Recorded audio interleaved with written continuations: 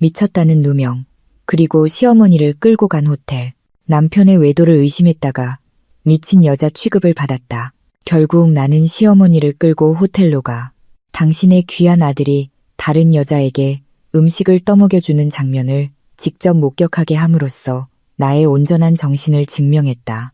시어머니는 그 자리에서 졸도했고 호텔은 발칵 뒤집혔다. 올해의 최고의 망상가 아내상이 있다면 그 트로피는 아마 우리 집 진열장, 먼지 쌓인 결혼사진 바로 옆에 놓여 있을 것이다. 내 이름은 박민지. 그리고 내 남편과 시댁 식구들에 따르면 나는 스트레스 해소를 못해서 가벼운 정신 착란을 겪고 있는 중이다. 두꺼운 가면으로 자신들의 거짓말을 감추고 있는 사람들이 거꾸로 나에게 미쳤다고 손가락질하는 이 상황이 참으로 우스꽝스럽다. 모든 것은 그들이 피해망상이라고 부르는 사소한 것들에서 시작되었다. 하지만 그건 그저 제 기능을 아주 잘하고 있는 아내의 직감일 뿐이었다. 남편 이준호의 변화는 도깨비가 하룻밤 만에 뚝딱 집을 짓는 것처럼 갑자기 일어나지 않았다. 그것은 마치 미세하게 새는 수도꼭지처럼 아주 서서히 하지만 분명하게 진행되었다. 월말에 갑자기 불어난 수도요금 고지서를 받기 전까지는 눈치채지 못하는 것처럼 말이다. 처음에는 프로젝트 마감 시간을 맞추기 위한 야근이나 일 느린 인부들을 감독해야 한다는 진부한 핑계를 대며 귀가가 잦아졌다. 건설사 팀장의 아내로서 시멘트 먼지와 철근 냄새, 핑계는 사실 익숙했다. 하지만 이번에는 뭔가 달랐다. 예전에는 준호 씨가 아무리 피곤하게 퇴근해도 땀과 햇볕이 섞인 남자답고 성실한 노동자의 냄새가 났다. 하지만 최근 그는 은은한 프리지아와 바닐라가 섞인 부드러운 향기를 풍기며 집에 들어왔다. 그 향은 명백히 건설 현장 인부에게서 난리 없는 종류의 것이었다. 쉬는 시간마다 고급 스파라도 받지 않는 이상 말이다. 가정의 불화를 감지하는 여자의 코는 때로 공항의 마약 탐지견보다 예리하다. 어느 날 밤 그가 더러워진 셔츠를 빨래 바구니에 던져 넣었을 때 나는 무심코 옷깃의 냄새를 맡아보았다. 아주 낯선 향기였다. 내가 묻자 준호 씨는 태연하게 들리도록 일부러 꾸며낸 가벼운 웃음을 터뜨렸다. 그는 회사 근처 단골 세탁소에서 새로 들여온 섬유유연제 냄새라고 했다. 하지만 내가 알기로 그 세탁소는 머리가 지끈거리는 흔한 장미향 섬유유연제를 썼지. 이렇게 고급 향수처럼 우아한 향을 쓰지 않았다. 그래도 나는 일단 그 변명을 통째로 삼켜보려 애썼다. 목구멍에 걸리는 느낌이었지만 준호 씨의 휴대폰은 갑자기 나를 포함한 그 누구도 만져서는 안 될 신성한 물건으로 격상되었다. 예전에는 식탁이나 소파 위에 충전하면서 아무렇게나 두곤 했는데 이제 그 납작한 물건은 화장실에 갈 때조차 그의 손에 붙어 있었다. 한 번은 내 휴대폰 배터리가 다 닳아서 요리 레시피를 보려고 그의 휴대폰을 빌리려 한 적이 있었다. 그의 반응은 실로 엄청났다. 그는 마치 내가 터지기 직전에 수류탄이라도 만진 것처럼 페널티킥을 막는 골키퍼처럼 재빠른 반사 동작으로 휴대폰을 낚아챘다. 그의 눈은 휘둥그레졌다. 핑계는 다른 사람이 봐서는 안 될 중요한 프로젝트 자료와 예산 관련 숫자들이 많다는 것이었다. 마치 내가 시멘트와 철근 가격을 꿰고 있는 경쟁사, 스파이라도 되는 것처럼 이상한 행동을 들킨 것에 대해 미안해하거나 당황하는 대신 준호 씨는 내가 방금 뒤뜰에 착륙한 외계인을 봤다고 고백이라도 한 듯한 눈으로 나를 쳐다봤다. 그는 내가 집안일과 아들 민준이를 돌보느라 너무 지쳐서 잊지도 않은 드라마를 만들어내고 있다는 서사를 구축하기 시작했다. 그는 내게 휴식이 필요하고 잠을 더 자야 하며 어쩌면 뇌 영양제가 필요할지도 모른다고 했다. 그의 말투는 너무나 부드럽고 차분해서 나조차도 잠시 화장실 거울 앞에서 내 정신 상태를 의심할 뻔했다. 정말 내가 잠이 부족한 걸까? 그 향수 냄새는 코가 막혀서 생긴 내 상상일까? 물론 이 드라마는 최고의 심사위원, 존경하는 시어머니 박미숙 여사 없이는 완성될 수 없다. 때로는 청양고추보다 더 매운 입을 가진 우리 시어머니, 어머니 눈에는 절대 잘못이 없는 귀한 아들 준호 씨는 나날이 이상해지는 내 행동에 대해 꼬박꼬박 어머니에게 고자질을 했던 모양이다. 아무런 예고도 없이 박 여사님과 시아버님 이강훈 씨가 주말에 우리 집을 찾았다. 손자를 보러 온 것이 아니라 그들이 말하는 가족 중재를 하기 위해서였다. 그들은 마치 내가 방금 국고를 횡령하다 걸린 사람이라도 되는 양 심각한 얼굴로 거실 소파에 앉았다. 우리 집 거실은 순식간에 변호사도 없는 피고인석에 나 혼자 앉아있는 형사재판정으로 변했다. 박 여사님은 꾸며낸 걱정스러운 말투로 내 안부를 물으며 설교를 시작했고 이내 그 문장 속에 독을 교묘하게 섞어 넣었다. 그녀는 준호 씨가 말하길 내가 요즘 이유 없이 화를 내고 있지도 않은 일로 남편을 비난하며 자주 멍하니 있는다고 했다. 나는 그저 약과 통을 든 채 멍하니 서 있을 수밖에 없었다. 그런 적이 없다고 생각했기에 뭐라고 대답해야 할지 몰랐다. 나는 그저 향수 냄새와 늦은 귀가에 대해 물었을 뿐이다.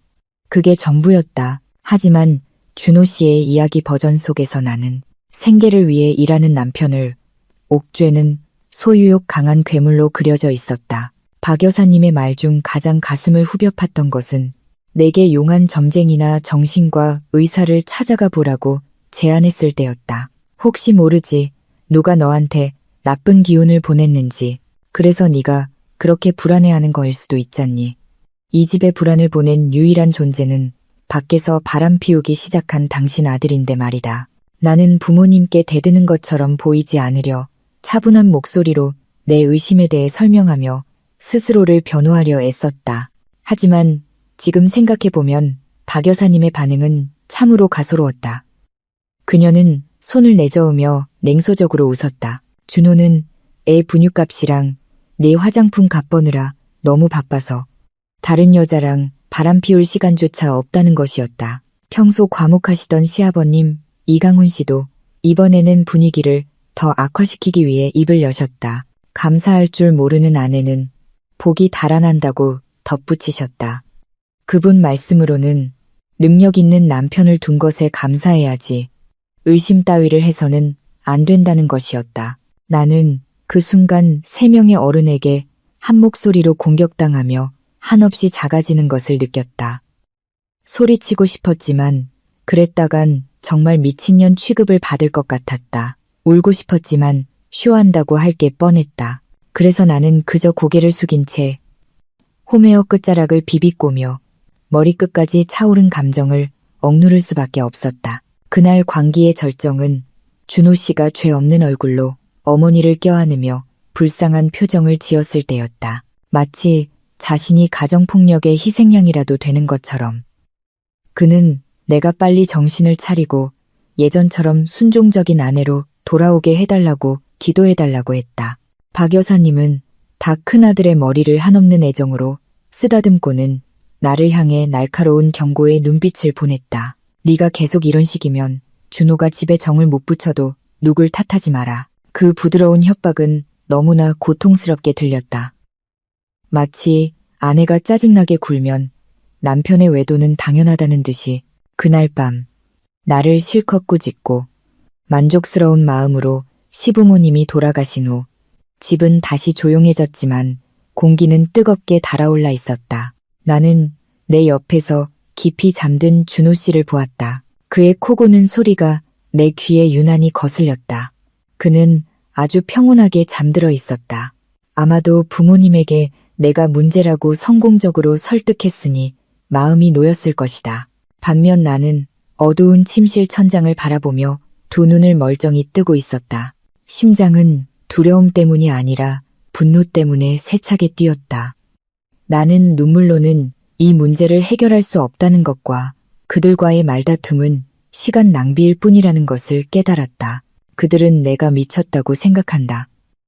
그래, 내가 망상에 빠졌다고 생각한다. 하지만 그들이 잊은 한 가지가 있다. 미친 사람은 보통 무모하다는 것. 그리고 오늘 밤 이 차갑고 두꺼운 이불 아래에서 나는 스스로에게 맹세했다. 나는 더 이상 묻지 않을 것이다. 증거 없이 비난하지도 않을 것이다. 나는 침묵할 것이다. 관찰할 것이다. 그리고 이 집안에서 진짜 정신 나간 사람이 누구인지 증명해 보일 것이다. 게임은 이제 막 시작됐어.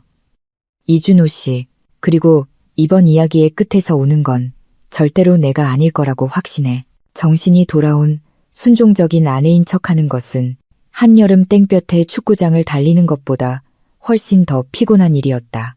그 특별한 가족 재판이 있은 후 일주일 내내 나는 남편을 전적으로 신뢰하는 질문 없는 상냥한 민지의 역할을 완벽하게 소화했다. 매일 아침 나는 그의 입맛에 딱 맞는 설탕량의 커피를 타주며 활짝 웃었다. 속으로는 그 뜨거운 커피를 그의 와이셔츠에 쏟아버리고 싶었지만 말이다. 이 전략은 준호 씨를 우쭐하게 만드는데 성공한 듯했다. 그는 지난번 어머니의 호통이 마치 신통한 무당의 주문처럼 즉시 내 뇌를 깨끗하게 세척했다고 생각하는 것 같았다. 그의 경계심은 급격히 무너졌다. 마치 닭장 주인이 깊이 잠들었다고 안심한 닭도둑처럼 국가 기밀처럼 철저하게 지켜지던 그 신성한 휴대폰이 다시 아무렇게나 놓이기 시작했다. 어느 날 오후 준호 씨가 콧노래를 부르며 샤워를 하고 있을 때였다. 사랑에 빠진 사람의 콧노래는 확실히 달랐다. 음정은 불안했지만 자신감에 차 있었다. 화장대 위에서 그의 휴대폰이 진동했다. 화면이 잠시 켜지며 짧은 메시지 하나를 보여주었다. 내 사랑이나 자기야 같은 의심스러운 발신인 이름은 없었다. 단지 유나 물류라는 이름만 떠 있었다. 언뜻 보기에는 아주 전문적으로 들렸다. 마치 시멘트나 목 같은 업무적인 관계인 것처럼. 하지만 그 짧은 메시지의 내용은 내 피를 머리끝까지 솟구치게 만들었다. 금요일 잊지 않았죠. 오빠? 벌써 너무 보고 싶어요. 언제부터 물류 업무에 보고 싶다는 말이 쓰였나? 시멘트가 벽돌을 그리워하기라도 한단 말인가? 기다리고 기다리던 금요일이 새로운 드라마와 함께 찾아왔다. 준호 씨는 일부러 만든 불쌍한 표정으로 작별 인사를 했다. 그는 찬바람이 부는 강원도 지역의 펜션 건설 현장을 시찰해야 한다고 했다. 그의 이유는 참으로 극적이었다. 그곳까지 가는 길이 험하고 인부들이 말을 잘 안 들어서 아침까지 콘크리트 타설 작업을 감독하기 위해 하룻밤 묵어야 한다는 것이었다. 나는 차분하게 옷을 개면서 그의 허풍을 모두 들어주었다. 이준호라는 한 남자의 고된 삶을 믿는다는 듯이 때때로 걱정스럽게 고개를 끄덕여 주었다. 속으로는 그의 아내의 지능을 얼마나 얕보고 있는지 비웃었지만 콘크리트 타설 작업에는 그가 아침에 목에 과도하게 뿌린 비싼 향수 냄새가 필요 없다는 걸 내가 모를 거라고 생각한 모양이다. 준호 씨의 자랑인 SUV 차량이 차고를 빠져나가자마자 나는 번개처럼 움직였다. 외아들 민준이는 잠시 나를 위한 시간을 갖고 월마트 쇼핑을 하겠다는 핑계로 여동생 집에 맡겨두었다. 짙게 선팅된 흔하디흔한 검은색 렌터카가 이미 단지 입구 길가에 준비되어 있었다. 일부러 내 차나 가족 차를 쓰지 않았다. 준호 씨는 그 차들의 번호판을 외우고 있을 테니까. 커다란 검은 선글라스와 거의 쓰지 않던 칙칙한 색의 스카프로 무장하니 액션 영화에 나오는 사립탐정이 된 기분이었다. 차이점은 나는 돈을 받지 않고 심장은 터질 듯이 두근거린다는 것이었다. 남편을 직접 미행하는 데는 신의 경지에 이른 운전 실력과 엄청난 인내심이 필요했다. 나는 그의 차 뒤로 두세 대 정도의 거리를 유지하며 꽉 막힌 도심의 교통 흐름에 섞이려 노력했다. 갑자기 켜진 빨간불 때문에 그를 놓칠 뻔했을 때는 화가 나서 핸들을 내리치기도 했다. 다행히 준호 씨의 차는 뒷유리에 회사 스티커가 크게 붙어 있어 눈에 잘 띄었다. 그래서 다시 그를 쫓을 수 있었다. 내 심장은 속도계 바늘보다 더 빠르게 뛰었다. 들킬까봐 두려운 마음과 그 차가 어디에 멈출지 죽도록 궁금한 마음이 뒤섞였다. 내 예상은 조금도 빗나가지 않았다. 준호 씨가 택한 길은 보통 모래트럭이 가득하고 길이 울퉁불퉁한 공사 현장으로 가는 길이 아니었다. 그의 차는 고급 호텔과 펜션이 줄지어 있는 유명한 산악 관광 지역을 향해 부드럽게 나아갔다. 창문 틈으로 들어오는 공기는 서늘해지기 시작했지만 내 몸은 오히려 식은땀이 흘렀다. 길 양옆의 풍경은 푸른 녹차밭이 펼쳐져 매우 아름다웠다. 잿빛인 내 마음과는 너무나 대조적이었다. 우리 차가 점점 더 높이 올라갈수록 준호 씨가 말한 프로젝트가 시멘트를 섞는 인부를 감독하는 것이 아니라 죄악을 쌓아 올리는 프로젝트라는 확신이 들었다. 정신적으로 고통스러운 거의 이 시간의 운전 끝에 준호 씨의 차는 마침내 왼쪽 방향 지시등을 켜고 가든 팰리스 리조트라고 쓰인 웅장한 문으로 들어섰다. 이곳은 평범한 곳이 아니었다. 이 지역에서 가장 비싼 리조트 중 하나였다. 부자들이 삶의 무게를 잊기 위해 주말을 보내는 곳. 나는 렌터카를 소나무 숲에 가려진 공용 주차구역에 조금 멀리 주차하고 로비 근처의 큰 기둥 뒤로 슬금슬금 다가갔다. 집주인에게 들킬까봐 두려워하는 빨래 도둑처럼 훔쳐보았다. 그리고 내가 본 것은 내 무릎을 순식간에 약하게 만들었다. 마치 내 뼈가 지구의 중력에 의해 강제로 뽑혀나가는 것 같았다. 준호 씨는 고객이나 현장 감독을 만나기 위해 혼자 내리지 않았다. 웅장한 로비에서 한 여자가 택시에서 내리더니 곧장 내 남편에게 다가갔다. 그 여자, 유나는 젊고 아름답고 잘 관리된 모습이었다. 나처럼 설거지용 세제는 한 번도 만져본 적 없는 종류의 여자였다. 그녀의 긴 머리는 아름답게 늘어뜨려져 있었다. 집안일에 바빠 대충 묶는 내 머리와는 달랐다. 가장 마음 아팠던 것은 그녀의 아름다운 외모가 아니라 준호 씨가 그녀를 맞이하는 방식이었다. 콘크리트와 철근을 논하는 동료처럼 딱딱한 악수는 없었다. 준호 씨는 두 팔을 벌렸고 여자는 아주 친밀한 따뜻한 포옹으로 그를 맞았다. 마치 신혼여행 중인 신혼부부처럼 준호 씨의 손은 유나의 가는 허리를 자연스럽게 감쌌고 그녀를 이끌어 접수 데스크로 향했다. 그들은 작은 소리로 웃으며 이야기했다. 세상은 둘만의 것인 듯했다. 반면 나는 차가운 콘크리트 기둥 뒤에 먼지 한 톨에 불과했다. 내 눈물은 허락도 없이 흘러내렸다. 얇게 바른 파운데이션 위로 뺨을 적셨다. 고통은 상상을 초월했다. 보이지 않는 손이 내 심장을 쥐어짜는 것처럼 숨이 막혔다. 역시 그랬다. 나는 미치지 않았다. 내 직감은 틀리지 않았다. 그 순간 내 슬픔은 서서히 차갑고 무서운 분노로 변했다. 이게 당신들이 말하는 프로젝트 야근이구나. 이게 내가 시어머니에게 정신병자 소리를 들은 이유구나. 좋아, 이준호. 오늘 내 그 가벼운 웃음을 마음껏 즐겨. 내가 너의 완벽한 세상을 잿더미로 무너뜨리기 전 그게 너의 마지막 웃음이 될 테니까. 나는 주머니에서 휴대폰을 꺼내 멀리서 그들의 사진을 찍어 초기 증거를 확보한 뒤 이전보다 훨씬 더 단호한 발걸음으로 차를 향해 돌아섰다. 길거리 재판의 새로운 막이 이제 막 시작되었다. 산산조각 난 마음으로 운전해서 집으로 돌아오는 길은 졸음운전보다 훨씬 더 위험했다. 시야를 가리는 눈물 때문에 길가의 떡볶이 포장마차를 들이받을 뻔했다. 산악지역에서 내려오는 내내 내 머리는 전략을 재구성하느라 쉴 새 없이 움직였다. 만약 내가 거기서 혼자 그들 둘을 덮쳤다면 기껏해야 공공장소에서 망신이나 당하는 히스테릭한 아내 취급을 받았을 것이다. 준호 씨는 분명 교활한 머리를 굴려 그저 동료일 뿐이라고 둘러대거나 최악의 경우 울부짖는 나를 버려두고 도망쳤을 것이다. 아니, 그런 싸구려 시나리오는 원치 않는다. 그들의 연극 무대를 박살내려면 관객이 필요하다. 그리고 이 공연을 위한 최고의 관객은 물론 준호 씨 인생의 총감독인 그의 부모님이다. 토요일 아침, 해는 아주 밝게 빛났다. 마치 우주가 먹구름 끼고 뇌우가 몰아칠 내 결혼 생활의 운명을 비웃는 것 같았다. 휴대폰이 울렸다. 준호 씨에게서 온 문자였다. 구글에서 찾았는지 아니면 호텔 뒤 창고에서 아무렇게나 찍었는지 모를 철근 더미 사진과 함께 현장은 아직도 엄청 바쁘네. 순조롭게 진행되게 기도해줘. 아마 내일 점심때쯤 들어갈 수 있을 것 같아라는 내용이었다. 그 메시지를 읽으니 웃음이 나면서 동시에 토할 것 같았다. 정말 대단한 내 남편이다. 별 5개짜리 호텔방에서 다른 여자를 껴안으면서 철근을 감독할 수 있다니.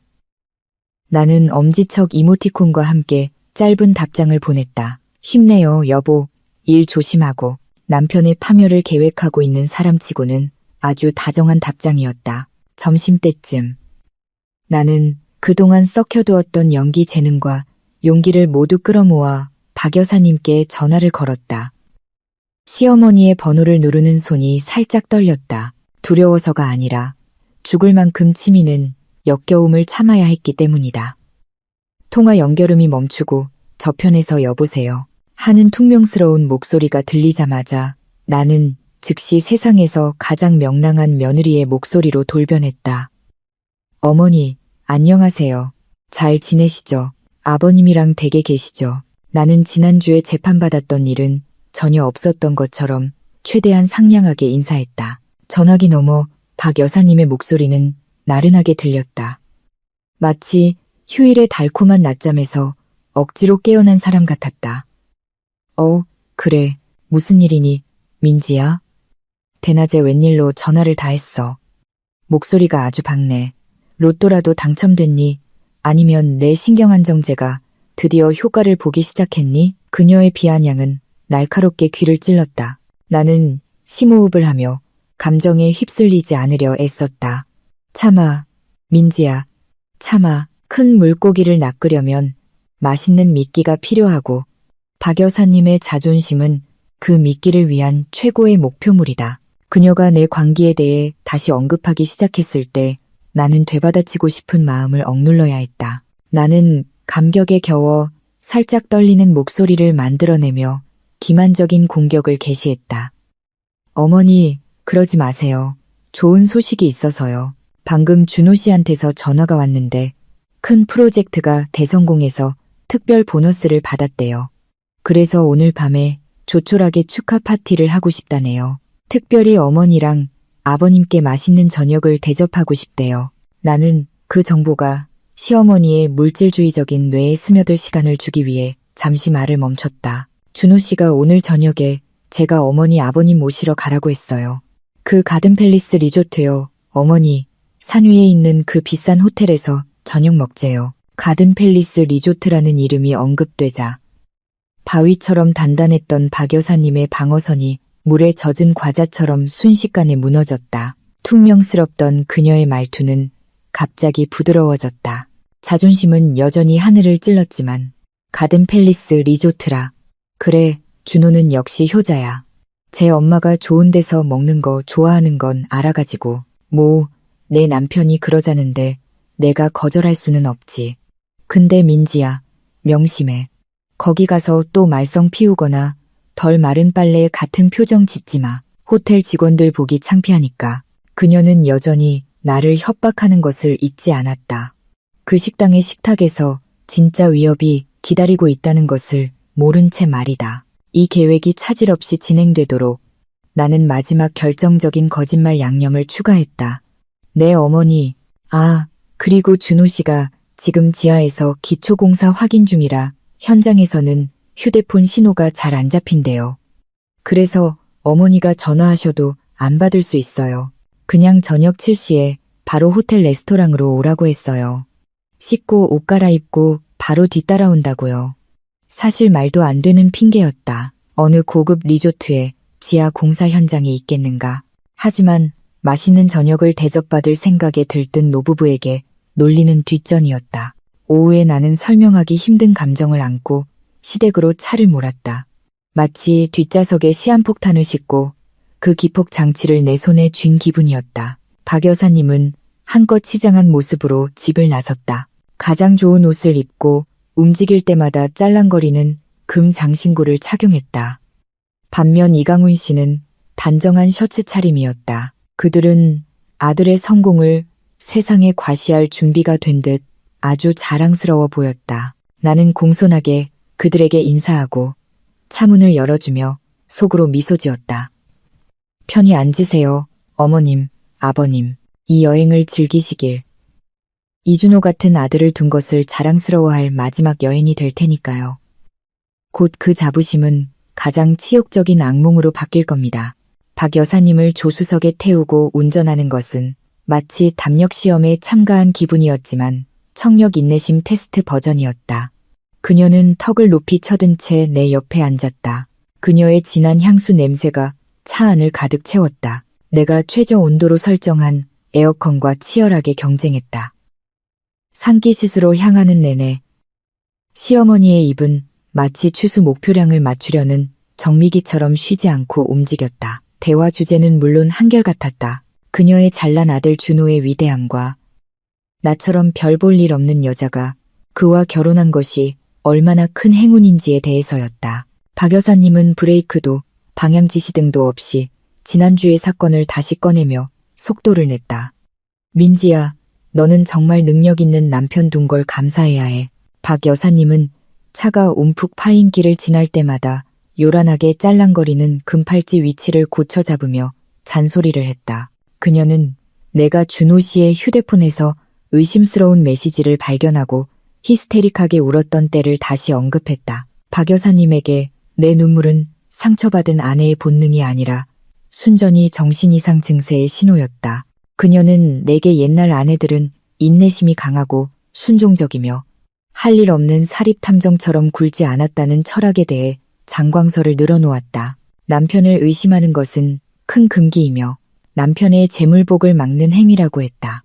나는 그저 버스 대시보드 위에 놓인 강아지 인형처럼 고개를 끄덕일 뿐이었다. 가끔 네, 어머님 또는 네, 죄송해요라고 대답하며 그녀의 기분을 맞춰주었다. 속으로는 시끄러운 트로트 음악을 최대 볼륨으로 틀어 그녀의 쨍쨍한 목소리를 덮어버리고 싶었지만 박 여사님은 준호가 가족을 위해 주말까지 반납하며 얼마나 열심히 일하는지 계속 칭찬했다. 그녀는 아들이 말하는 그 열심히 푹신한 침대, 두꺼운 이불, 그리고 아내가 아닌 다른 여자를 포함한다는 사실을 몰랐다. 이 칭찬을 듣고 있자니 참으로 아이러니하고 우스꽝스러웠다.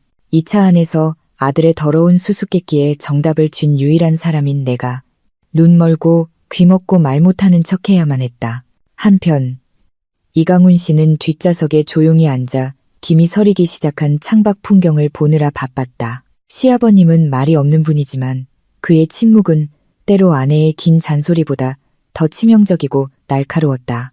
내가 오토바이가 갑자기 끼어드는 바람에 급브레이크를 밟을 때마다 그는 길게 헛기침을 하거나 혀를 찼다. 룸미러를 통해 본 그의 눈빛에서 나는 명백한 심판의 시선을 읽을 수 있었다. 그는 분명 자기 며느리가 정신이 온전치 못하고 감사할 줄 모르며 자랑스러운 아들의 빛나는 경력에 짐만 되는 존재라는 아내의 의견에 100% 동의하고 있을 것이다. 갑자기 박 여사님의 말투가 날카롭고 위협적으로 변하며 복수에 대한 내 망상을 깨뜨렸다.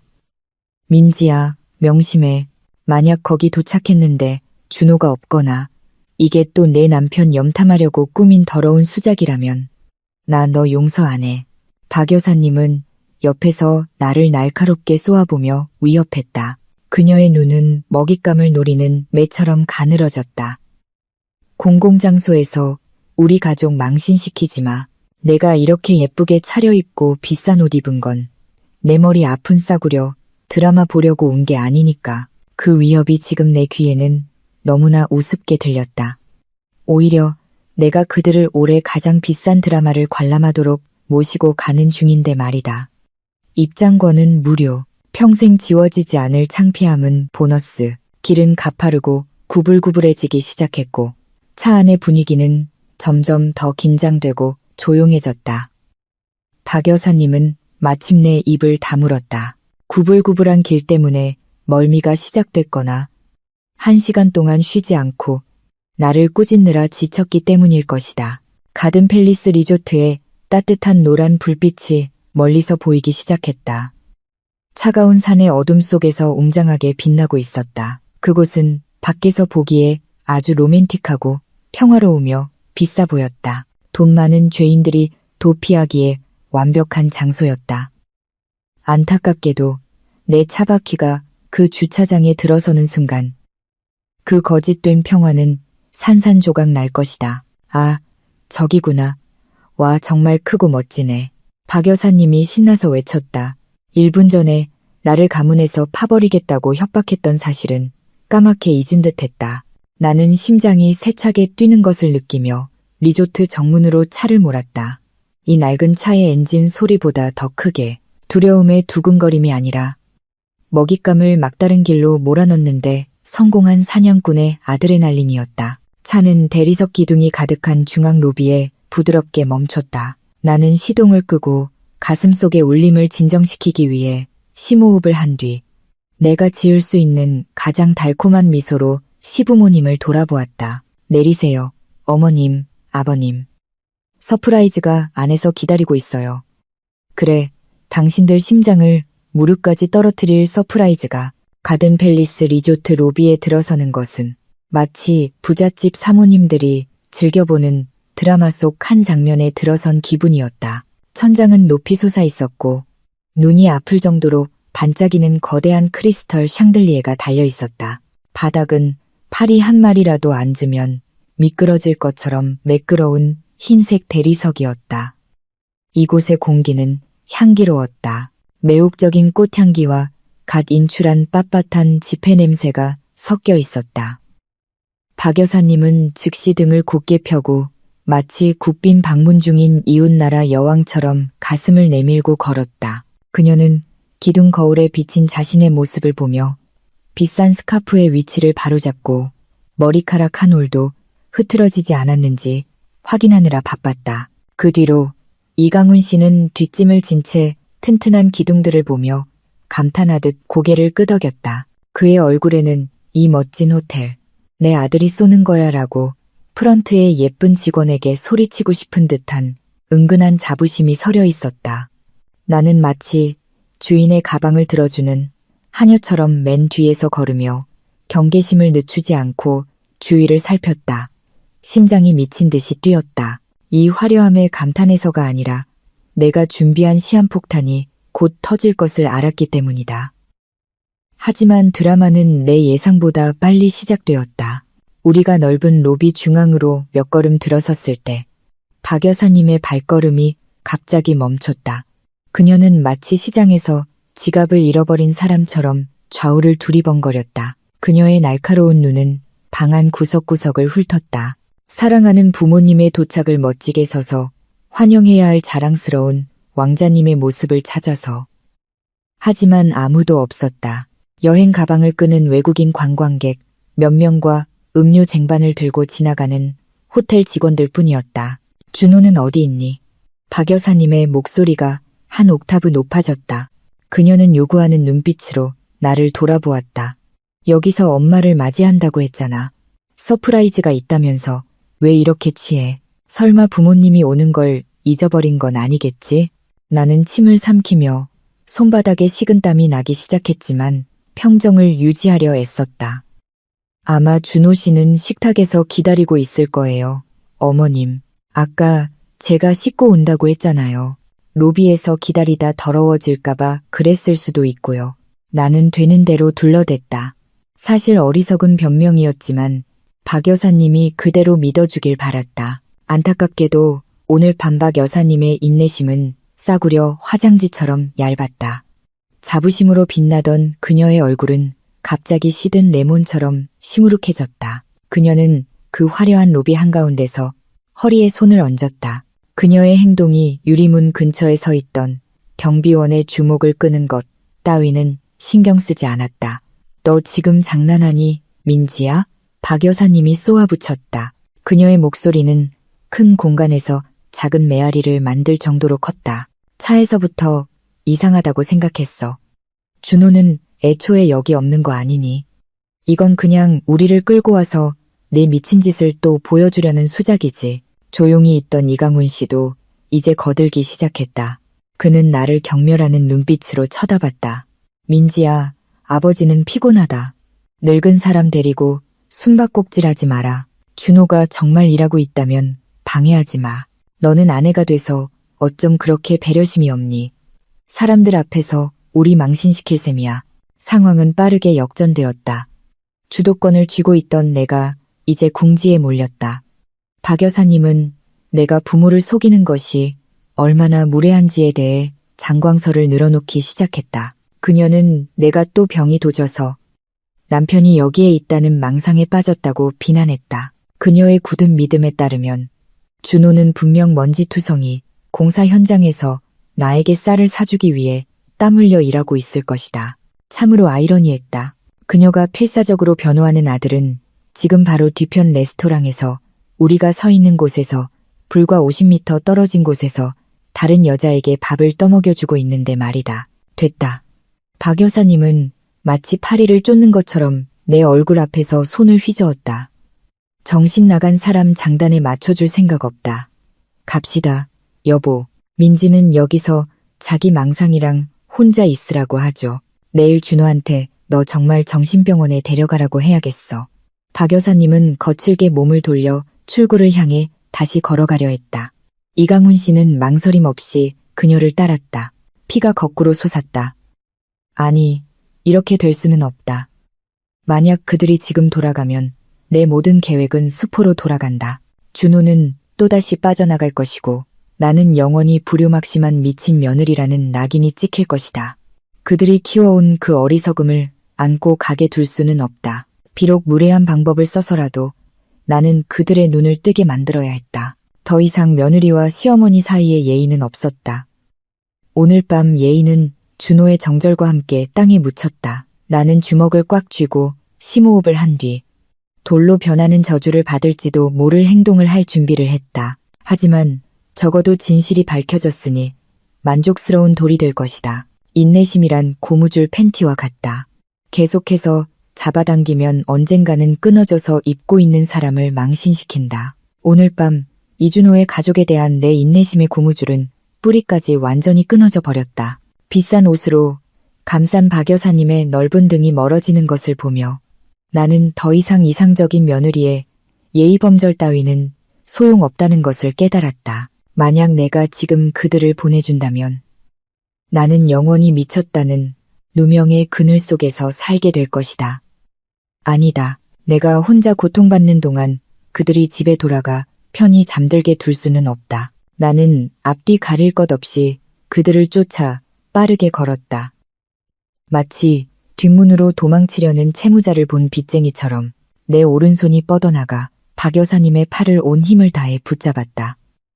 시어머니를 길 건너게 해주려는 며느리의 부드러운 손길이 아니었다. 자존심이 땅바닥에 짓밟힌 여자의 필사적인 움켜쥡이었다. 박 여사님은 깜짝 놀라 비틀거렸다.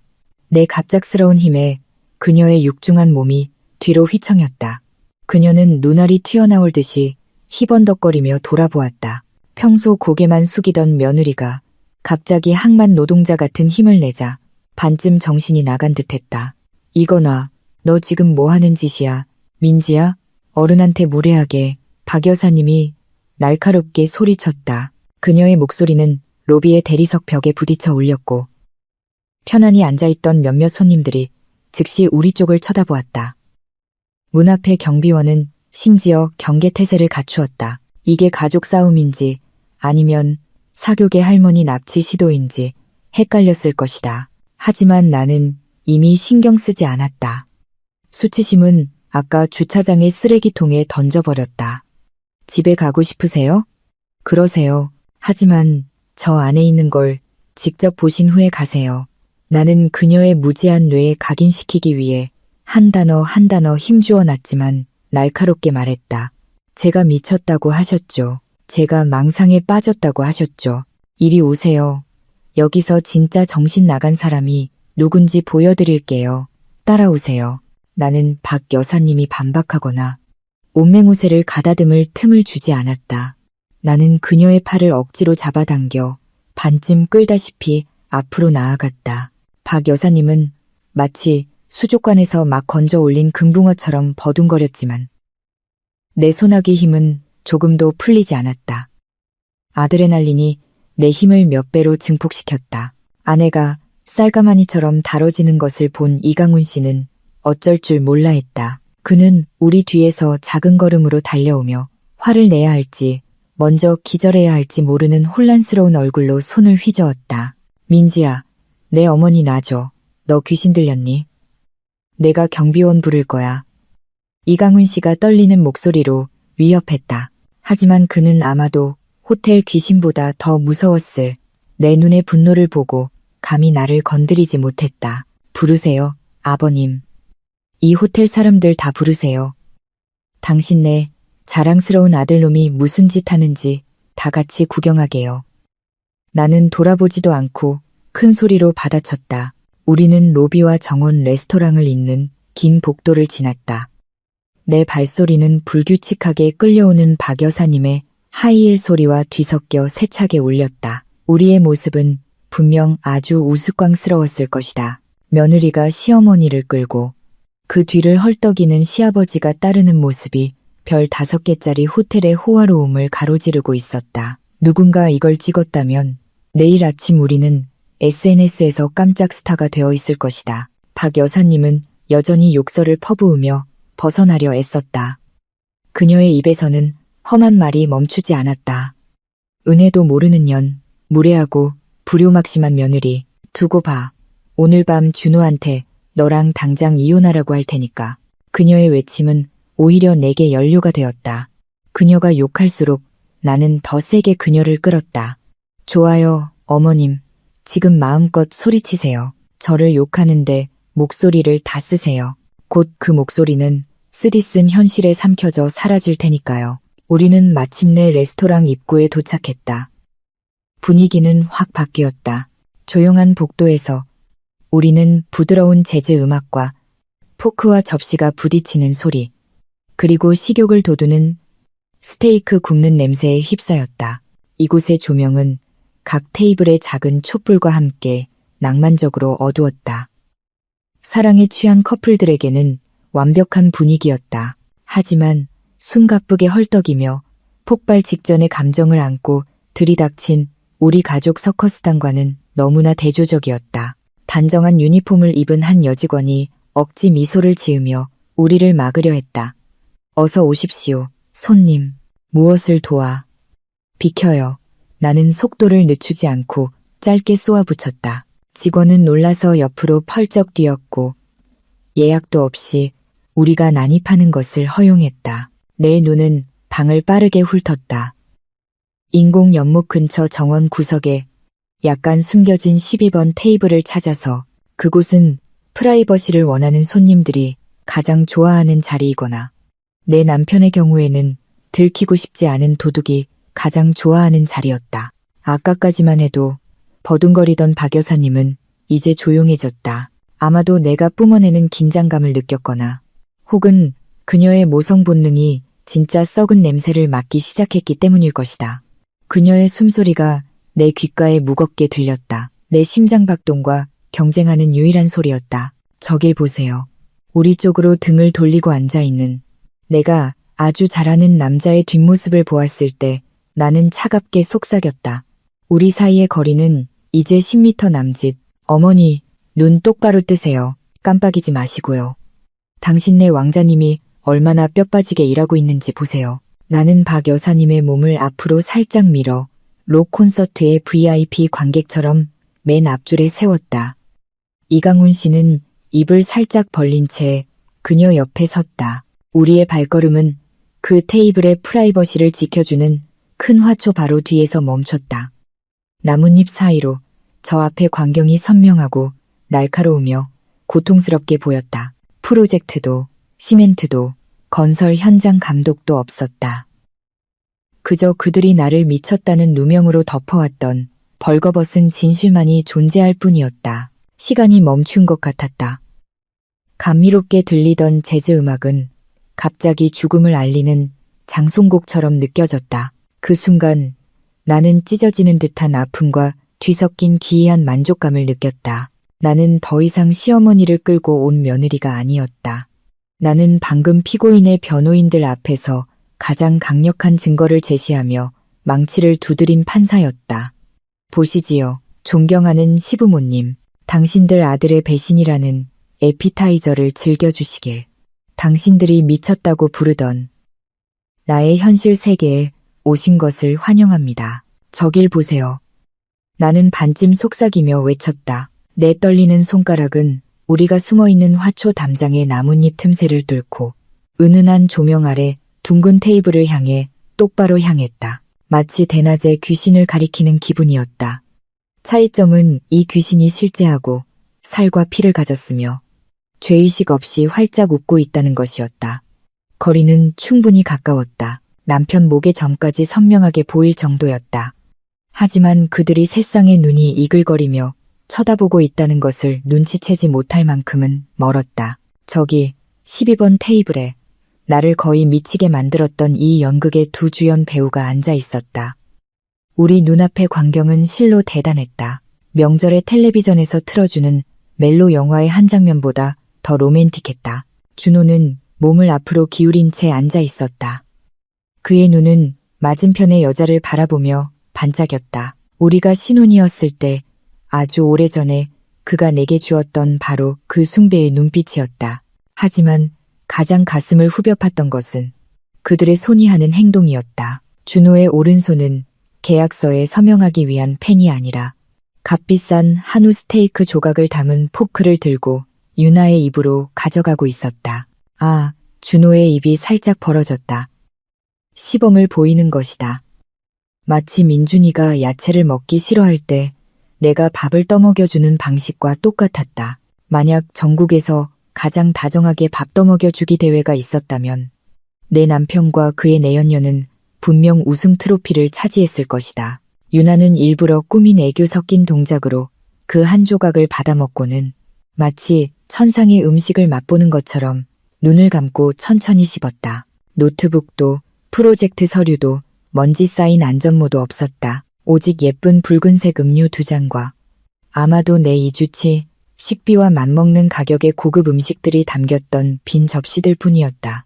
이것이 박 여사님이 항상 자랑하던 뼈 빠지게 일하는 애 정이었다.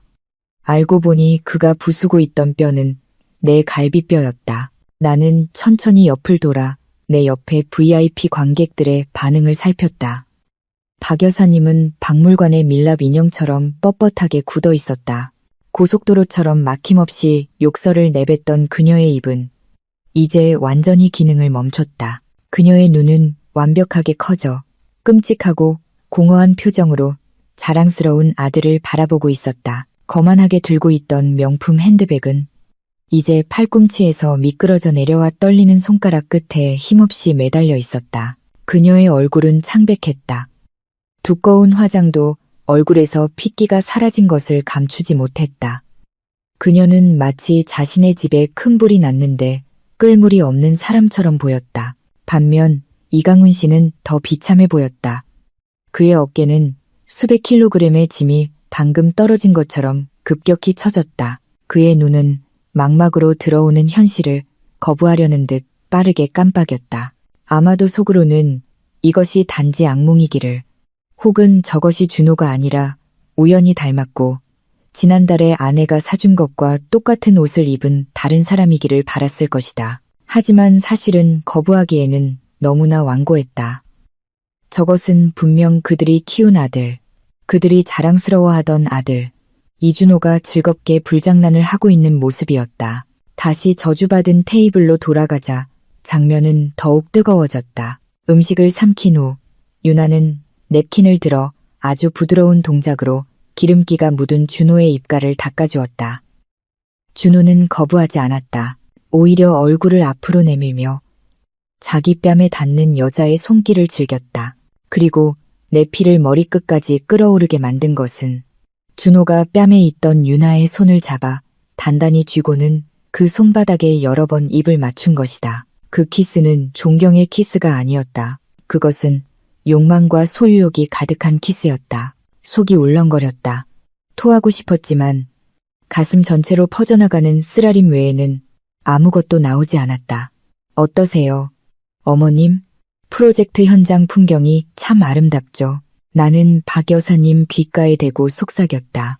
내 목소리는 치명적인 비아냥의 독으로 가득했다. 준호 씨가 얼마나 열심히 일하는지 보세요. 시멘트가 빨리 마르도록 고객에게 직접 밥까지 떠먹여줘야 하잖아요. 저렇게 부지런한 아들을 두셔서 자랑스러우시겠어요. 내 말은 박 여사님의 남은 정신적 방어벽을 무너뜨리는 기폭제가 된 것 같았다. 그녀의 몸이 천천히 흔들리기 시작했다. 숨소리는 천식 환자처럼 끊어졌다. 더 이상의 변명도, 내가 미쳤다는 비난도 없었다. 방금 그녀가 내게 퍼부었던 모든 욕설은 마치 방향을 바꿔 그녀 자신의 뺨을 연달아 때리는 것 같았다. 현실은 그녀를 무자비하게 강타했다. 아들에 대해 모든 것을 가장 잘 안다고 생각했던 한 어머니의 자존심을 산산조각냈다. 화초 뒤의 분위기는 숨막히는 정적으로 변했다. 저쪽 테이블에서 희미하게 들려오는 준호의 가벼운 웃음소리와는 대조적이었다. 나는 더 이상 소리칠 필요도 울부짖을 필요도 없었다. 그저 조용히 서서 그들이 아들의 죄를 목격하게 두는 것만으로도 내가 할 수 있는 가장 우아한 복수가 되었다. 배신당한 마음의 상처는 여전히 남아 있었지만 지금 두 시부모님의 망가진 얼굴을 보니 마음속에 약간의 안도감이 스며들었다. 적어도 오늘 밤 상처받은 사람은 나뿐만이 아니었다. 메인 요리를 즐기세요. 어머님, 아버님. 이것은 진짜 파멸의 시작일 뿐입니다.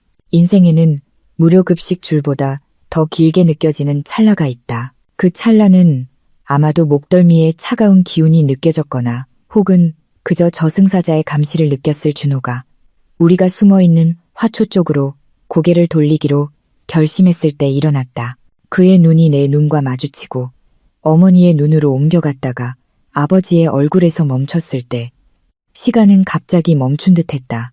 그의 얼굴을 장식하던 환한 미소는 마치 필라멘트가 끊어진 전구처럼 순식간에 사라졌다. 사랑에 취해 붉게 상기되었던 그의 얼굴은 순식간에 새 에이사 용지처럼 창백해졌다. 준호의 입이 살짝 벌어졌다. 아마도 엄마라고 부르려 했겠지만 목소리는 목구멍에 걸려 엄청난 충격에 질식했다. 그가 들고 있던 포크가 손에서 떨어져 도자기 접시 위로 쨍하는 날카로운 소리를 내며 그들 테이블의 정적을 깼다. 애인의 표정 변화에 의아해하던 유나가 뒤를 돌아보았다. 그녀가 우리 셋이 마치 0점을 줄 준비가 된 노래. 경연대회 심사위원처럼 나란히 서 있는 것을 보자마자 그녀의 예쁜 얼굴은 공포로 물들었다. 그녀는 분명 깨달았을 것이다. 오늘 밤으로 그녀의 호화로운 분류는 끝장났다는 것을. 아까부터 숨을 참고 있던 박 여사님은 마침내 반응을 보였다.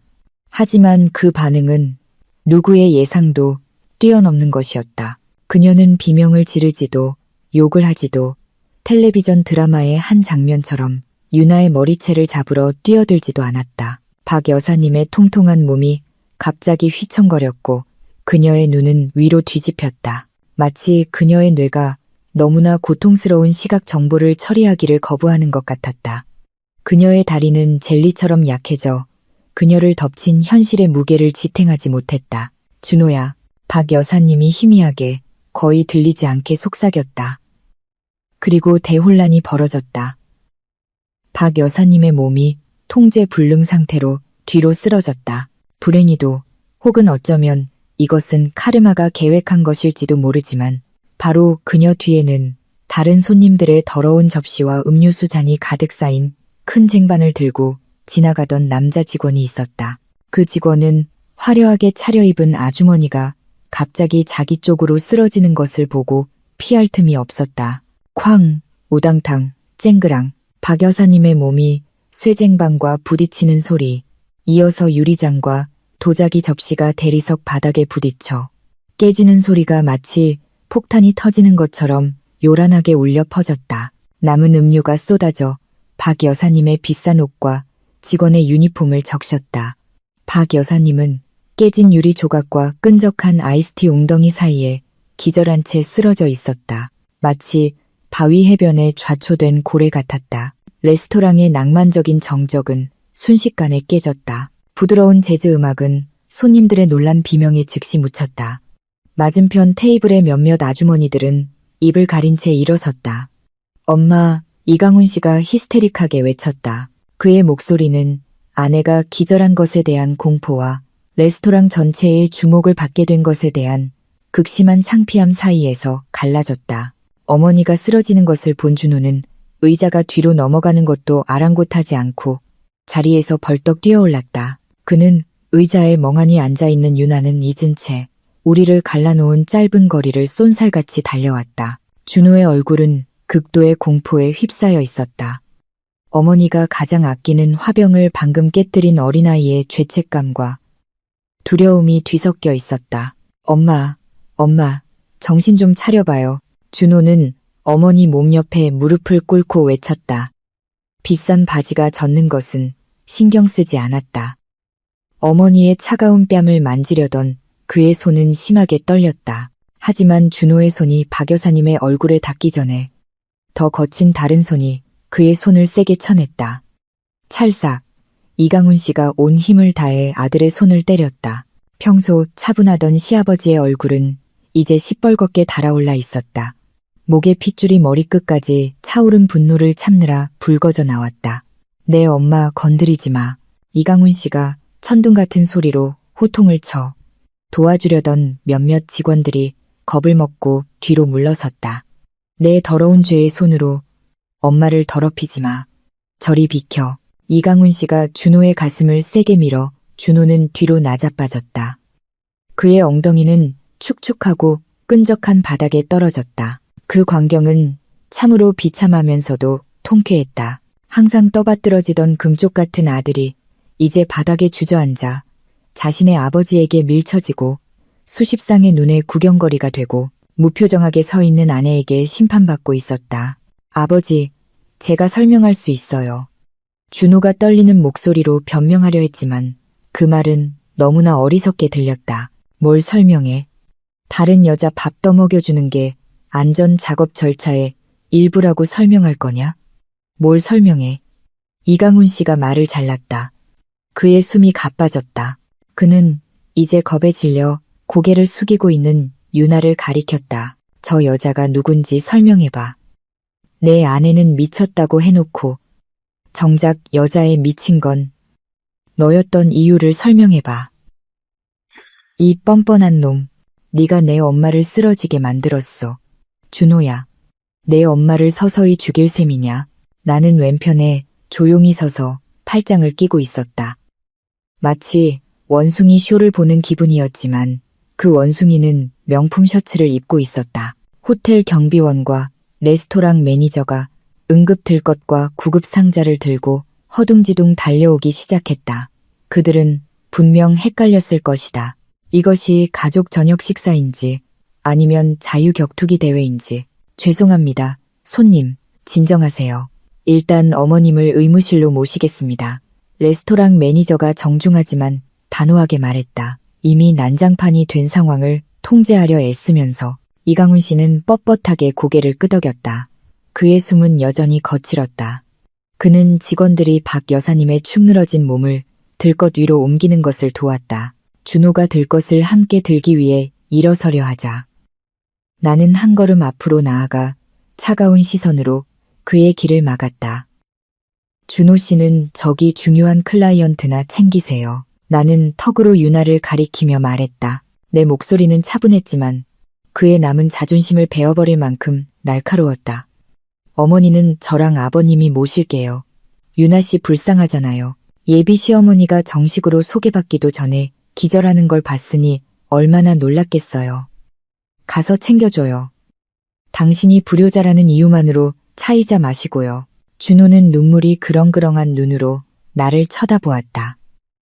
그의 입은 내 태도 변화에 대한 불신으로 벌어져 있었다. 그는 순종적이고 어리석었던 박민지는 이미 죽었다는 것을 이제야 깨달았다. 지금 그의 앞에 서 있는 것은 남편의 파멸의 매 순간을 옅은 미소를 지으며 즐기는 새로운 박민지였다. 그 혼란 속에서 박 여사님이 수군거리는 손님들 사이를 지나 실려 나갈 때 나는 큰 안도감을 느꼈다. 온 호텔이 알게 되더라도 온 세상이 알게 되더라도 상관없다. 오늘 밤 가든 팰리스 리조트는 준호에게 더 이상 낭만적인 장소가 아니라 그의 평판과 명예의 무덤이 되었다. 이 소라는 우리 7년 결혼 생활 동안 내가 들어본 가장 아름다운 음악이었다.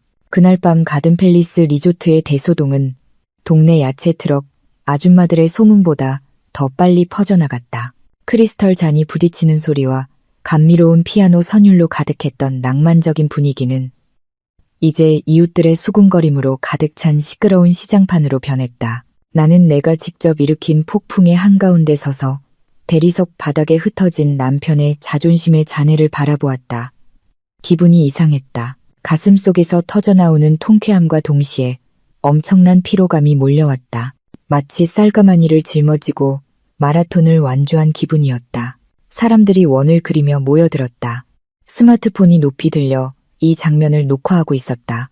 이제는 시체처럼 창백해진 준호의 얼굴을 SNS에 퍼뜨릴 준비가 되어 있었다. 준호는 여전히 엎질러진 음료로 축축한 바닥에 주저앉아 있었다.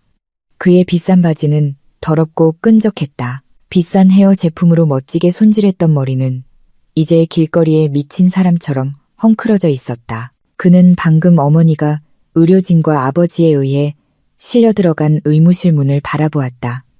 그의 시선은 공허하고 혼란스러우며 비참했다. 가족들 앞에서 뽐내던 성공한 건설사 팀장의 위엄은 사라졌다.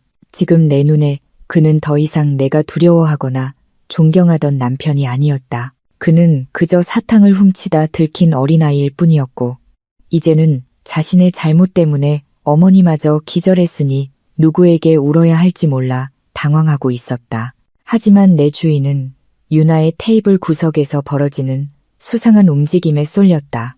시어머니를 심장마비 직전까지 몰고 간 오늘 밤의 주인공이 조용히 빠져나가려 하고 있었다.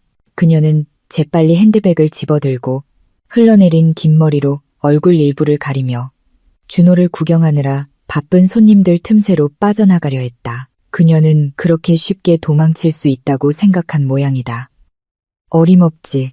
그녀는 내 남편 돈으로 비싼 한우 스테이크를 먹었다. 사회적 비용을 치르지 않고 그냥 가려고? 어딜 그렇게 급히 가세요. 예쁜 아가씨. 내 목소리는 레스토랑 로비에 소음을 가를 만큼 꽤 크게 울렸고 유나의 발걸음은 마치 바닥에 못 박힌 듯 즉시 멈췄다. 준호에게 쏠려있던 모든 시선이 이제 일제히 그 빨간 옷을 입은 여자에게로 향했다. 유나는 얼어붙었고 어깨는 굳어졌다. 천천히 그녀가 돌아섰다. 준호에게 밥을 얻어먹을 때 승리의 미소로 가득했던 그녀의 얼굴은 이제 빗자루에 몰린 쥐처럼 겁에 질려 있었다. 나는 여유롭게 그녀에게 다가갔다. 내 플랫슈즈 소리가 규칙적으로 울렸다. 또각, 또각, 또각. 유나의 귀에는 시한폭탄의 카운트다운처럼 들렸을지도 모른다. 나는 비꼬는 미소를 지었다. 최대한 달콤하게 만들었지만 독으로 가득한 미소였다. 왜 이렇게 서두르세요? 예비 시어머니가 안에서 기절해 계시는데. 예비 며느리라는 분이 도망가면 쓰나. 내 날카로운 비아냥에 주변 사람들은 다시 수군거리기 시작했다. 몇몇은 내 말을 듣고 작게 웃기까지 했다. 유나는 윤리의식 없는 손님들의 휴대폰 카메라 세례로부터 얼굴을 숨기려 깊이 고개를 숙였다. 저는 집에 가야 해요. 그녀가 떨리는 목소리로 작게 중얼거렸다. 어머, 집에 가지 마세요. 나는 팔짱을 끼고 그녀의 길을 막으며 말했다. 저기 좀 봐요. 당신의 사랑. 이준호 씨가 물에 빠진 고양이처럼 바닥에 앉아 있잖아요. 혼자 두고 가기엔 너무 매정하지 않아요? 아까는 밥도 떠먹여주고 우표처럼 찰싹 붙어 있더니 힘들어지니까 도망가기 바쁘네요. 그게 무슨 진정한 사랑이에요. 내 말은 유나의 얼굴을 창피함으로 시뻘겋게 만들었다. 그녀는 준호를 흘끗 쳐다보았다. 백마탄 왕자처럼 그가 일어나 자신을 변호해 주길 바라는 눈치였다. 하지만 준호는 고개조차 들지 못했다. 그는 자신의 운명을 한탄하느라 너무 바빴다. 애인이 꼼짝도 못하는 것을 보고 유나는 이 전쟁터에 혼자 남겨졌다는 것을 깨달았다. 비켜, 이 미친년아. 유나가 마침내 내 어깨를 밀치며 지나가려 했다. 네, 저 미쳤어요. 나는 더 많은 사람들의 관심을 끌기 위해 일부러 큰 소리로 받아쳤다. 내 남편이 당신이랑 바람나서 미쳤어요. 당신들 더러운 짓 덮어주려고 시어머니한테 정신병자 취급받아서 미쳤다고요. 그리고 그거 알아요? 미친 사람은 두려움이 없다는 거. 그러니까 당신 저기 기절하신 우리 시어머니께 사과하기 전에 한 발짝이라도 더 움직이면 오늘 밤 당신이 더러운 고기 먹는 동영상, 당신네 엄마 계모임 단톡방까지 퍼지게 할 줄 알아요. 그 위협은 효과가 있었던 것 같다.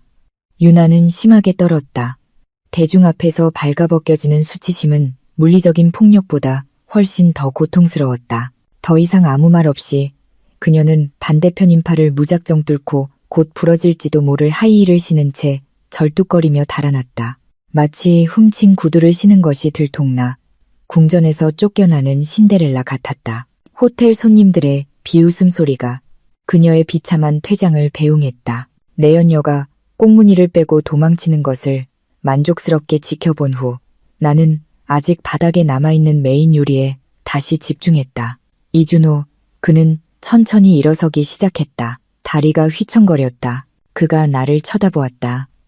그리고 지난 몇 달 만에 처음으로 나는 그의 눈에서 순수한 두려움을 보았다. 들킬까봐 두려워하는 것이 아니라 모든 것을 잃을까봐 두려워하는 것이었다.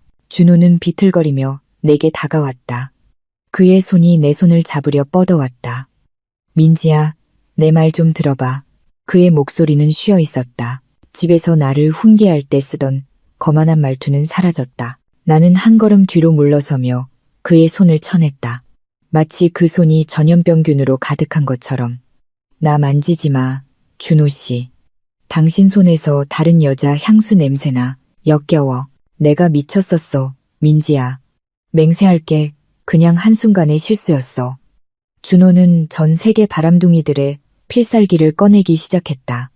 실수라는 마법의 단어. 그는 내가 그의 망가진 모습에 동정심을 느껴 마음이 약해지길 바라며 최대한 불쌍한 표정을 지었다. 나는 비참한 웃음을 터뜨렸다. 건조하고 고통스러운 웃음이었다. 실수라는 건 당신이 고추를 콩인 줄 알고 잘못 먹었을 때 쓰는 말이야. 당신이 호텔방 예약하고 쫙 빼입고 여자 데리러 가서 촛불 앞에서 다정하게 밥 떠먹여주는 건 실수가 아니라 의도고 계획이야. 내가 바보인 줄 알아? 내가 장님인 줄 알아? 그건 유나가 먼저 시작했어. 걔가 계속 나한테 연락했단 말이야. 나도 그냥 평범한 남자야, 민지야. 잠깐 유혹에 넘어간 것뿐이야. 준호는 이미 도망친 유나를 탓하며 변명하려 했다. 비겁하기 짝이 없었다. 아까는 다정하더니 이제는 돌 던지고 손 숨기기라니. 아, 이제 유나 탓이야? 대단하네. 당신 바람 피우고 비겁하기까지. 정말 걔가 유혹했다면 왜 당신이 방을 예약했어? 왜 부모님한테는 현장에 있다고 거짓말했냐고. 당신 그거 알아? 당신 어머니가 기절한 건 자랑스러운 아들이 알고 보니 자기 물건 간수도 못하는 싸구려 놈이었다는 사실에 충격받아서야. 내 말은 물리적인 타격보다 더 세게 그를 때렸다. 준호는 입이 굳게 닫힌 채 첫마디 말을 삼켰다.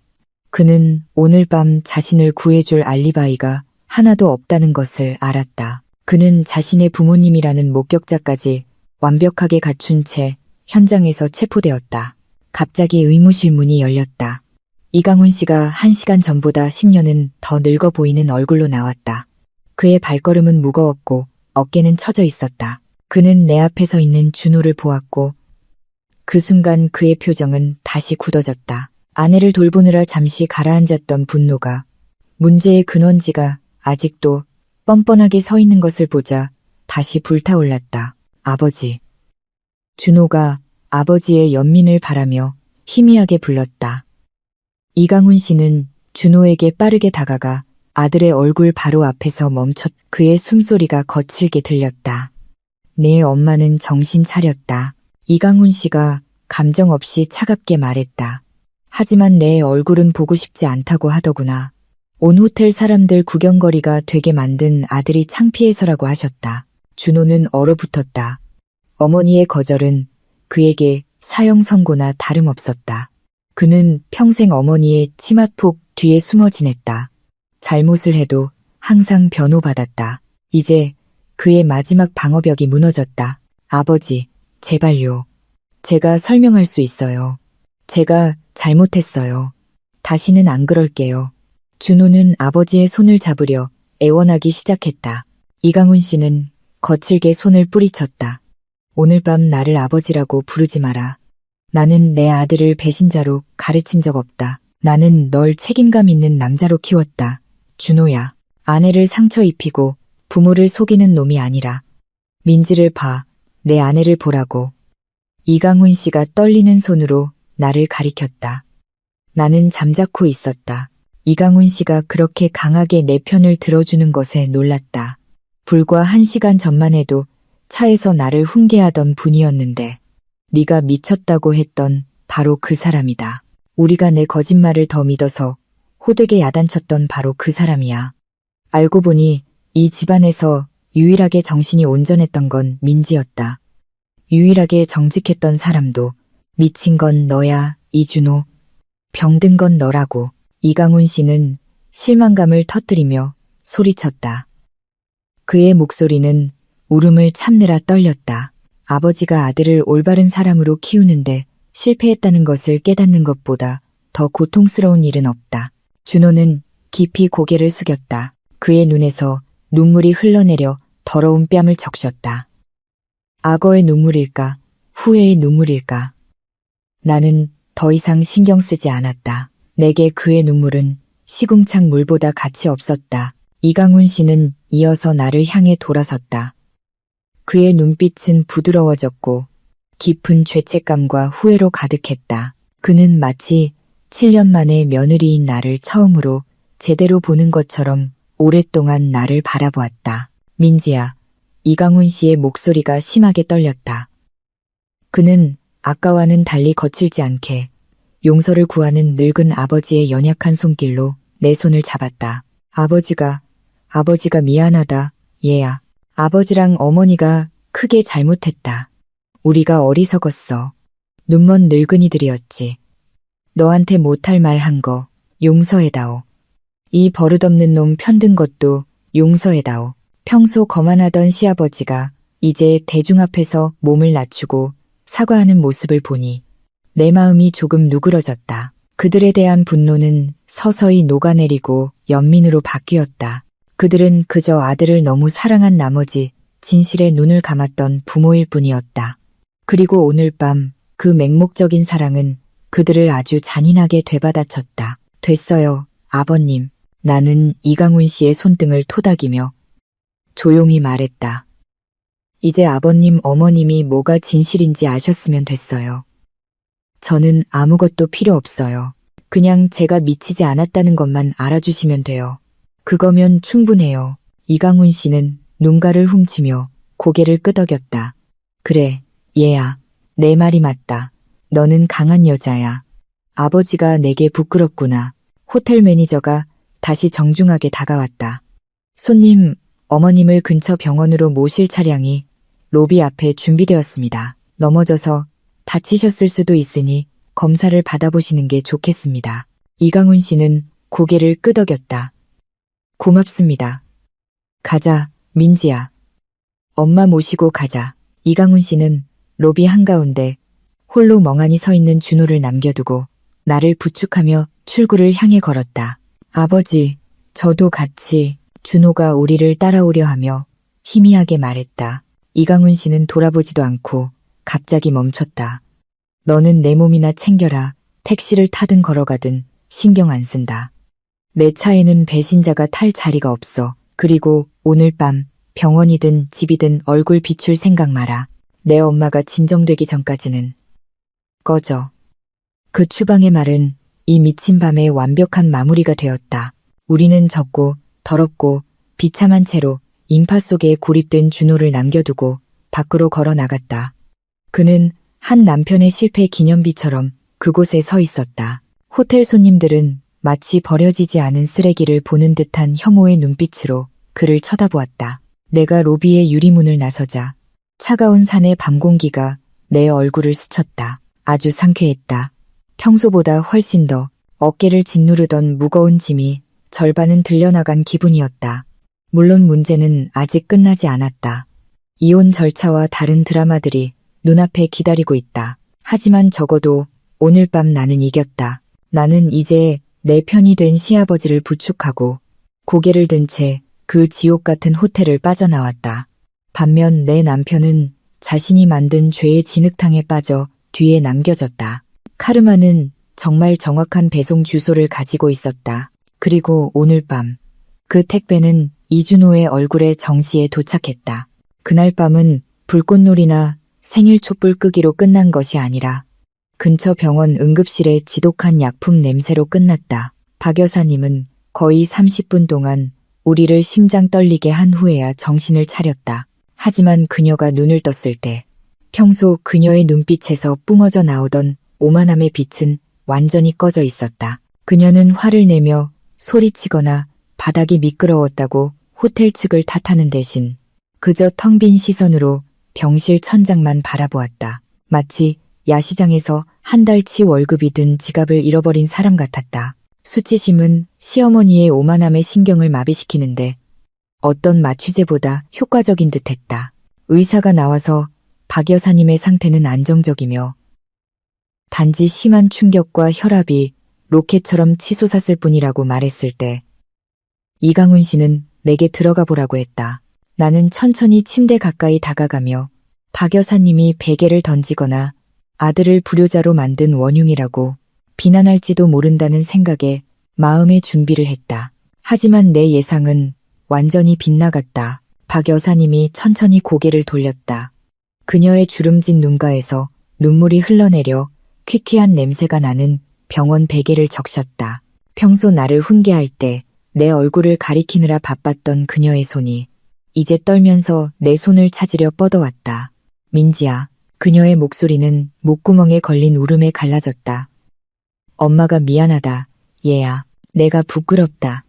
너무 부끄러워. 지난 7년간 항상 자신이 죄 없는 천사의 환생이라고 믿었던 여자에게서 사과를 듣는 것은 참으로 이상한 기분이었다. 가슴을 짓누르던 큰 바위가 마침내 굴러간 듯 엄청난 안도감이 들었다. 하지만 한 어머니의 자부심이 얼마나 처참하게 무너졌는지를 보니 슬프기도 했다. 나는 그녀의 손을 꼭 잡지는 않았지만 내가 아직 마음이 있는 인간이라는 것을 알려줄 만큼은 잡았다. 가축처럼 행동하는 그녀의 아들과는 다르게. 됐어요, 어머님. 일단 푹 쉬세요. 준호 씨 생각하지 마시고 어머님 건강만 생각하세요. 나는 담담하게 대답했다. 마음의 상처가 아직 아물지 않았기에 모든 것을 용서했다고 위선적으로 말하고 싶지는 않았지만 아픈 노인을 괴롭히는 괴물이 되고 싶지도 않았다. 한편 밖에서의 준호의 운명은 실로 비참했다. 비 맞는 길고양이보다 더 처량했다. 호텔에서 이강훈 씨에게 쫓겨난 후 그는 무모하게 택시를 타고 병원까지 따라왔던 모양이다. 하지만 평생 처음 보는 단호함으로 이강훈 씨는 병원 경비원에게 이준호라는 남자는 병동에 들여보내지 말라고 신신당부했다. 만약 억지로 들어오려거든 부모님은 창피해서 이미 돌아가셨다고 전하라고 했다. 그것이 이강훈 씨의 잔인하지만 공정한 메시지였다. 그래서 준호는 새벽까지 병원 앞 인도에 쭈그려 앉아있을 수밖에 없었다. 아마도 그의 운명을 비웃고 있을 짓궂은 모기들과 함께. 다음 날 가든 팰리스 리조트 사건에 대한 소식은 우리 작은 도시에서 빛의 속도로 퍼져나갔다. 그날 밤 레스토랑에 있던 아주머니들의 입은 광케입을 인터넷보다 훨씬 빨랐던 모양이다. 성공하고 신앙심 깊고 가족을 사랑하는 젊은 건설사 팀장이라는 준호의 명성은 하룻밤 사이에 산산조각 났다. 평소 그의 서비스를 이용하려고 줄을 섰던 고객들은 갑자기 이런저런 진부한 핑계를 대며 일방적으로 계약을 취소했다. 아무도 한우 스테이크 한 접시와 빨간 립스틱을 바른 여자 때문에 자신의 가정을 무너뜨린 남자에게 집을 짓는 일을 맡기고 싶어 하지 않았다. 그럼 유나는 어떻게 됐을까? 아, 그 여자는 있으면 오빠, 없으면 아저씨라는 경제 원칙의 신봉자였다. 준호가 부모님 집에서 쫓겨나고 그녀의 호화로운 생활비를 대느라 밀린 할부금 때문에 차는 리스 회사에 압류당하고 프로젝트들이 모두 취소되었다는 것을 알자마자 유나는 연기처럼 사라졌다. 그녀의 번호는 없는 번호가 되었고 SNS 계정은 비공개로 전환되었으며 소문에 의하면 지갑이 더 두툼한 다른 지역의 사업가에게로 목표를 옮겼다고 한다. 참으로 불쌍한 이준호 씨. 엎친 데 덮친 격에 개에게 물리고 여자친구에게까지 차였다. 우리의 이혼 절차는 순조롭게, 아니, 너무 순조롭게 진행되어 판사님도 그 호텔 사건의 바이럴 영상을 본 게 아닌가 의심스러울 정도였다. 평소라면 법정에서 아들을 필사적으로 변호했을 박 여사님과 이강훈 씨는 이번에는 불출석을 선택했다. 그들은 모든 결정을 법원에 맡기며 민준이의 양육권이 전적으로 내게 넘어가는 것에 이의가 없다는 진술서를 보냈다. 부모의 재정적, 정신적 지원이 끊긴 준호는 법정에서 마치 도살 준비가 된 닭처럼 보였다. 그의 얼굴은 초췌했고 셔츠는 아마도 직접 다림질했는지 구겨져 있었으며 눈은 잠을 못 잤고 했다. 판사님이 우리의 이혼을 확정하는 망치를 두드렸을 때 나는 울지 않았다. 오히려 축하 파티를 위해 떡이라도 주문하고 싶은 심정이었다. 법정을 나서자 준호가 마지막으로 내게 다가오려 했다. 민지야, 나 망했어. 그는 내 동정심을 자극하려 희미하게 말했다. 좁은 고시원에서 살고 매일 라면만 먹어. 오토바이도 친구한테 빌려야 해. 내 아들의 아버지가 불쌍하지도 않아? 나는 검은 선글라스 위치를 고쳐 잡고 승리감 가득한 옅은 미소로 그를 쳐다보았다. 준호 씨, 당신이 나보고 미쳤다고 했던 거 기억나? 내가 망상에 빠졌다고 했던 거. 그럼 지금 당신의 가난도 그냥 망상이라고 생각해. 푹 쉬고 뇌 영양제도 좀 챙겨 먹어봐. 혹시 알아? 내일 갑자기 다시 부자가 될지. 나는 법원 주차장에서 멍하니 서 있는 그를 남겨두고 미리 예약해둔 택시에 올라탔다. 그의 말을 그대로 돌려줄 수 있어서 정말 통쾌했다. 카르마는 정말 최고의 요리사다. 복수라는 요리를 차갑게 내놓지만 그 맛은 아주 짜릿하다. 가든 팰리스 리조트의 그 소란스러운 밤으로부터 1년이 지났다. 내 인생은 극적으로 변했지만 훨씬 더 좋은 방향으로 변했다. 예전에는 그저 스트레스 해소가 필요한 가정주부라고 불렸던 나는 이제 작은 도시락 케이터링 사업을 시작했다. 예전에는 감사할 줄 모르는 남편만이 즐겼던 내 요리 솜씨가 이제는 내 힘으로 돈을 벌 수 있게 해준 것이다. 내 도시락 주문은 불티나게 팔렸다. 심지어 박 여사님도 당신의 계모임 행사를 위해 내 케이터링을 자주 주문하신다. 우리의 관계는 확실히 좋아졌다. 어색하긴 하지만 박 여사님과 이강훈 씨는 자주 민준이를 보러 와서 장난감과 새 옷을 사주며 유일한 손자를 애지중지하며 자신들의 죄책감을 덜려 노력한다. 그들은 내 앞에서 다시는 준호의 이름을 언급하지 않았다. 마치 그 이름이 입에 담아서는 안 될 더러운 단어라도 되는 것처럼. 준호 자신은 여전히 정처 없이 떠도는 신세라고 한다. 때로는 부동산 중개인으로, 때로는 대리운전 기사로 일한다고. 그는 민준이를 보러 집에 찾아온 적이 있지만 민준이는 이제 늙고 초라해 보이는 아버지를 보고 오히려 무서워했다. 아이는 정직했다. 그는 값싼 담배 냄새가 나는 낯선 남자를 알아보지 못했다. 결국 준호는 담장 밖에서만 자기 아들을 볼 수 있었다. 마치 레스토랑에서 밥 먹는 사람을 훔쳐보는 거지처럼 비극적이다. 하지만 그것이 배신에 대해 치러야 할 대가다. 오늘 밤 나는 작지만 아늑한 새 월세집 테라스에 앉아있다. 하늘은 맑고 별은 총총하며 공기는 서늘하다. 더 이상 의심스러운 낯선 향수 냄새도 없다. 더 이상 철통같이 지켜지는 휴대폰도 없다. 더 이상 시계가 밤 12시를 가리킬 때마다 불안에 떨 필요도 없다. 나는 따뜻한 차를 마시며 1년 전에 내 미친 여정을 떠올리며 혼자 미소 지었다. 예전에 그들은 내가 정신병자라고 했다. 예전에 그들은 내가 피해망상에 걸렸다고 했다. 하지만 지금 누가 마지막에 웃고 있는지 보라. 나는 내 정신이 온전하다는 것을 성공적으로 증명했다. 오히려 맹목적인 사랑에 눈이 멀어 잠시 이성을 잃었던 것은 그들이었다. 나는 박민지, 행복한 한 아이의 엄마이며 이제 악몽 없이 깊은 잠을 잘 수 있다. 그리고 누군가 내 행복의 비결을 묻는다면 나는 큰 소리로 대답할 것이다. 그냥 시부모님을 범죄 현장으로 끌고 가세요. 그리고 나머지는 우주에 맡기세요. 인생은 때로 참 재미있다. 우리는 최종적으로 승자로 인정받기 전에 먼저 미쳤다는 단계를 거쳐야만 한다. 하지만 괜찮다. 그냥 무료 정신력 테스트였다고 생각하자. 이제 나는 자유다. 이준호로부터 자유롭고 드라마로부터 자유로우며 가장 중요한 것은 나 자신이 되는 것으로부터 자유롭다는 것이다.